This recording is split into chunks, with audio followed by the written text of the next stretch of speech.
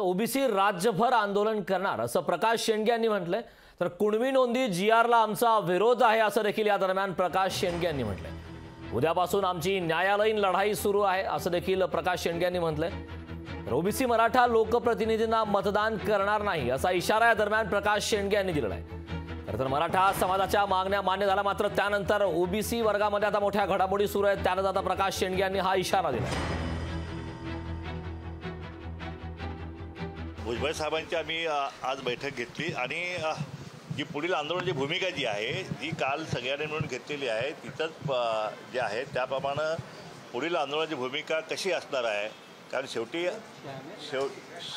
आमच्या आंदोलनाचा आमचं हे आंदोलन जे आहे ते सामूहिक आंदोलन असणार आहे आणि सगळे नेते आणि सगळे कार्यकर्ते जे आहेत एकत्रितपणे हे आंदोलन जे आहे राज्यभर आम्ही आंदोलन करणार आहोत। 18 जानेवारीचा जीआर आपण बघितला, त्याच्यामध्ये म्हणलेलं आहे की शिंदे समितीला अपॉइंट केली, त्या शिंदे समितीला प्रत्येक जिल्ह्यामध्ये 54 लाख कुणबी नोंदी आढळून आल्या ही शासन म्हणतंय आणि म्हणून आम्हाला त्या शासनाच्या पाय विश्वास ठेवावा लागतोय ना। आता शासन म्हणते 54 लाख कुणबी सापडल्या, शासन सगळ्या अधिकाऱ्यांना जिल्हाधिकाऱ्यांना सांगते की तुम्ही 8 दिवसाच्या आतमध्ये सगळ्या 54 लाख कुणबी नोंदींना सगळ्या नोंदी देऊन टाका म्हणून।